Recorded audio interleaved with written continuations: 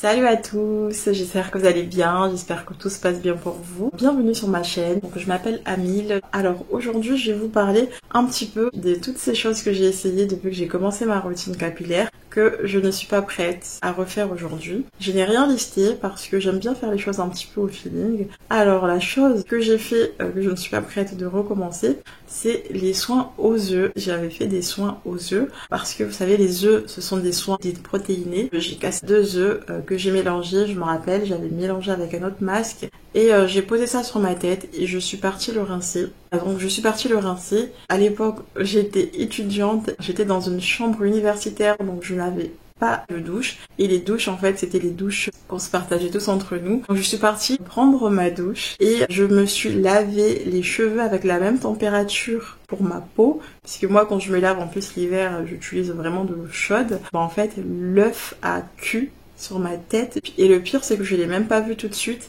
Donc j'ai rincé mes cheveux, je suis sortie de la douche pour aller dans ma chambre. Arrivée devant le miroir, en fait j'ai vu ma tête qui était jaune et blanc. Donc mes cheveux étaient jaunes et blancs, en fait j'avais simplement une omelette.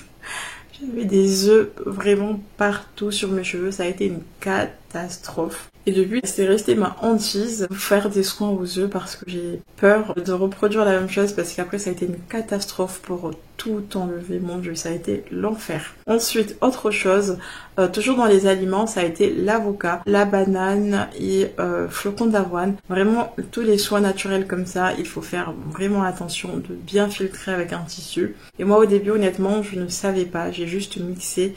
Et j'ai mis ça sur ma tête et pareil, je me suis retrouvée avec des filaments d'avocat et aussi de flocons d'avoine sur ma tête. Mes cheveux avec le flocon d'avoine étaient tout blancs et avec l'avocat j'avais plein de filaments. Sur des cheveux crépus, ça a été l'horreur. C'est quelque chose que je ne recommencerai plus. Et puis de toute façon, je ne fais plus de soins avec un avocat parce que je trouve ça tellement bon à manger et je trouve ça en plus hyper cher, donc moi quand j'en achète c'est que pour le manger et plus sur ma tête. Autre chose de hyper bizarre que j'ai essayé, ça a été le piment. Oui, en fait j'ai pris tout simplement le piment que j'ai macéré dans de l'huile d'olive et j'ai mis ça pour ma tête parce que j'avais entendu que ça accélérait la pousse et donc j'ai voulu tester, sauf que ça pique, ça m'a piqué le cuir chevelu. J'ai passé mon temps à me gratter. Le pire c'est que ça, je l'ai fait quand même plusieurs fois. Je l'ai réitéré plusieurs fois, ça me démangeait de fou. C'est quelque chose que je n'ai plus refait depuis. Du piment sur mes cheveux, j'en reviens pas que j'ai fait ça. En tout cas, je confirme que ça fait pousser les cheveux. Apparemment, ça serait le fait que, en fait, ça démange tellement que ça active la circulation sanguine et donc ça activerait la pousse de cette façon.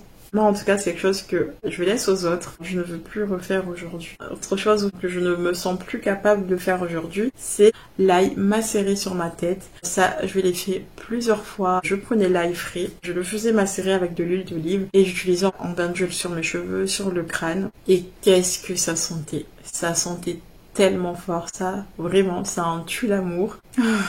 Et le pire c'est que même ma sœur, ça sentait tellement fort, elle voulait pas rester à côté de moi. Ça me fait rire parce que quand j'ai commencé ma routine capillaire, ma sœur n'y connaissait absolument rien encore aux routines capillaires. Quand elle me voyait avec du sac en plastique sur ma tête, plus l'ail qui puait, elle, ça l'avait vraiment choquée. Elle comprenait vraiment pas le but. Et ça, c'est quelque chose que j'ai refait vraiment plusieurs fois sur mes cheveux.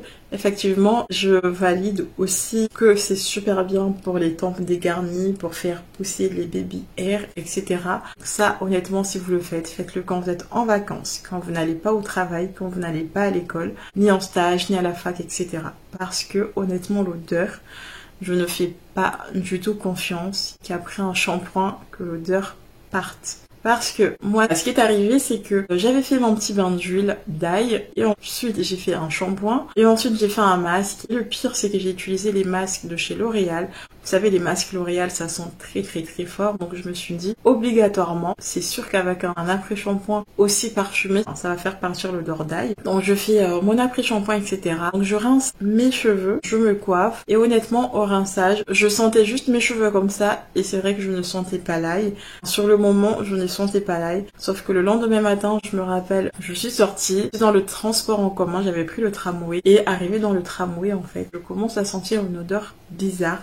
une odeur vraiment très très forte et très désagréable. Et là en fait je commence à regarder un petit peu les gens autour de moi et je me dis mais les gens du beau matin en fait ne se lavent pas, ça sent pas bon, c'est quoi cette odeur en fait? Je me le dis dans ma tête, hein, je le dis pas à haute voix et en fait je comprends pas, il y a une odeur qui est très désagréable que je ne supporte pas. Et donc ce que je fais, je me décale du tramway parce que je ne supportais vraiment pas cette odeur. Je me décale parce que je me dis qu'en fait c'est les gens qui étaient à côté de moi qui sentaient cette odeur. Et en me décalant en fait je sens toujours cette odeur qui ne part pas. Je me pousse encore un petit peu et un peu plus loin.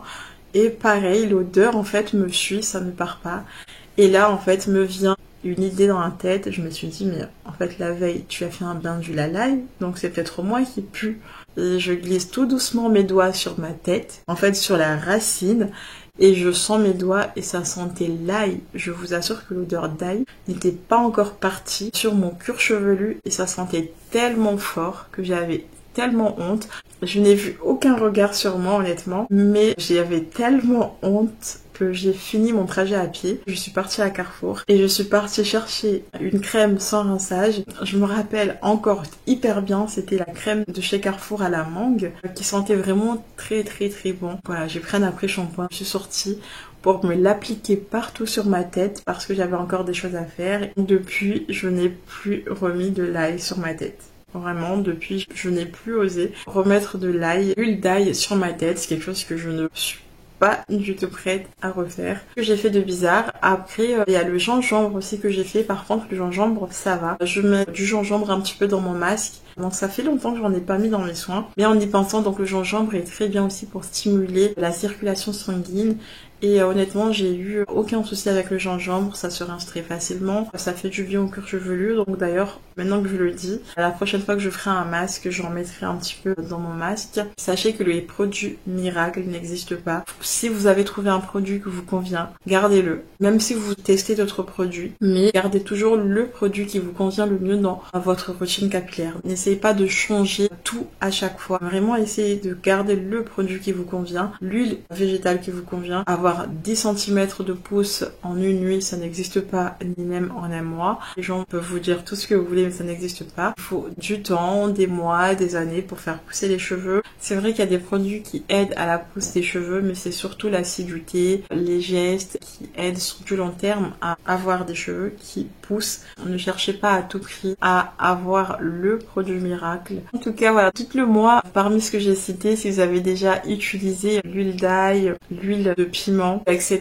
Est-ce que vous en avez pensé? Est-ce que ça a été pareil, les yeux sur vos cheveux? Je m'arrête là pour cette vidéo. Je vous fais plein de bisous. Si vous avez envie de me suivre, abonnez-vous. Je vous fais plein de bisous. Prenez du temps pour vous. Prenez soin de vous. Aimez-vous. Ciao!